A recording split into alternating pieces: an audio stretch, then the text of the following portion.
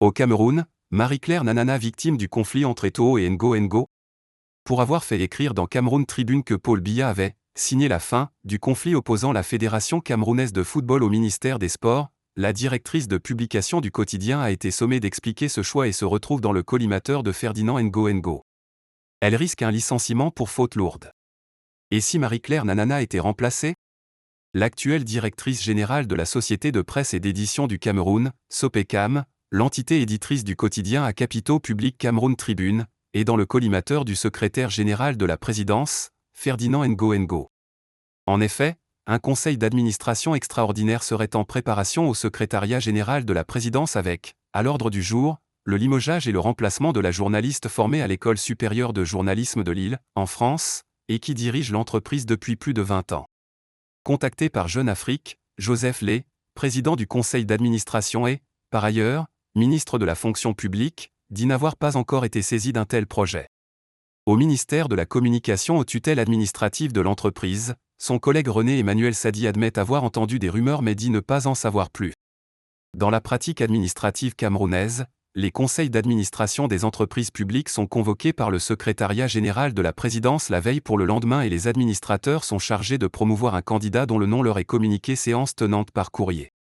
2 remplaçants déjà évoqués dans cette perspective, 2 noms sont évoqués au Palais d'Etoudi pour succéder à la journaliste en disgrâce. Le premier postulant est Félix Zogo, secrétaire général du ministère de la Communication, enseignant à l'École des sciences et techniques de la communication de Yaoundé, ESTIC. Le second est le directeur général du Palais des Congrès, Christophe Mienzok, un ancien journaliste de Cameroun Tribune devenu directeur des organes de presse du Rassemblement démocratique du peuple camerounais, RDPC, au pouvoir. Il édite un journal, L'Action, dont l'éditorial du 29 mai a été très remarqué.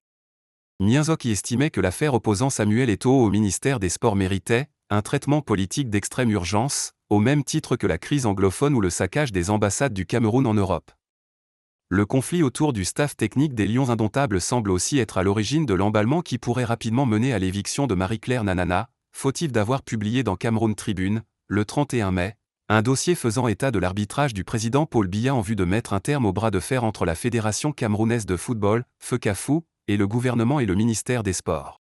La directrice de publication, par ailleurs proche du directeur du cabinet civil de Paul Biya, Samuel Mvondo Ayolo, a été sommé de révéler la provenance de la « haute instruction » à l'origine de cette publication, le seul habilité à user de cette formule étant Ferdinand Ngo, unique détenteur d'un décret portant délégation de signature du président de la République. Cette procédure ira-t-elle jusqu'à son limogeage? Une note blanche, adressée à Paul Biya, et dont Jeune Afrique a obtenu copie, évoque en tout cas ouvertement cette hypothèse.